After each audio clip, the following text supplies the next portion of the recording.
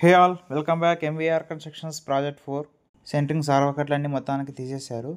So నిన్నకి electrician పిలిపించేసి మొత్తం points అన్నీ పెట్టించాను. సో నిన్న మళ్ళీ ఈవినింగ్ నుంచి వర్క్ స్టార్ట్ చేసుకున్నారు. ఇవాళ మార్నింగ్కి మ్యాక్సిమం అంతా అయిపోయింది.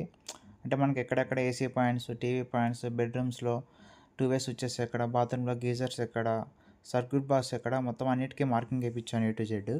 సో వాళ్ళు నిన్న మొత్తం అంతా కార్ట్లు పెట్టేసుకొని మొత్తానికి మనకి డివైడ్ చేసుకున్నారు అనమాట అన్నిటికీ. సో ఇవాళ ఎలక్ట్రిక్ పాయింట్స్కి అన్నిటికీ మొత్తంకి వాళ్ళకి సామాన్లు ఏమేమి కావాలో అన్నీ ఇప్పించేసాను మార్నింగే. సో వాళ్ళు దాన్ని ఫిట్టింగ్ చేసేసుకుంటున్నారు అన్నమాట. కిచెన్లో కూడా ఎక్సెస్ పాయింట్స్ ఎక్కడెక్కడ కావాలి, వాటర్ ఫిల్టర్కి ఎక్కడికి పెట్టాలి, సో మొత్తం అన్ని A to Z పాయింట్స్ అన్నీ వేయించాను. మొత్తం అన్నీ వేసేసుకున్నారు. మనకి క్యూరింగ్ కూడా చూసారు కదా ఎలా అయిందో, బ్రిక్స్ మొత్తం సేజ్ పట్టేసింది అనమాట.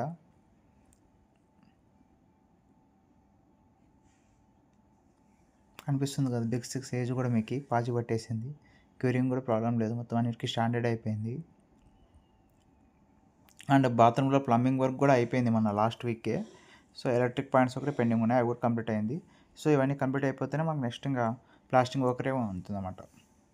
ప్లాస్టింగ్ వర్క్ కూడా ఈరోజు సీలింగ్ స్టార్ట్ చేసుకుంటారు బెడ్రూమ్లో. సో కాంపౌండ్ వర్క్ కూడా మనకి బ్యాక్ సైడ్ వర్క్ అనేది స్టార్ట్ చేసుకున్నారు. సో మనకి 4 feet వరకు కాంపౌండ్ ఫౌండేషన్ వస్తుంది. సో అవి వచ్చేసి 9 inches కడతారు, దానిపైన మనకి 4 inches వాల్ కడతారు అన్నమాట.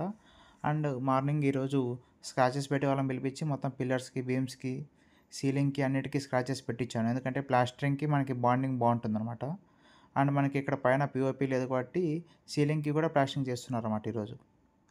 Okay, see you tomorrow.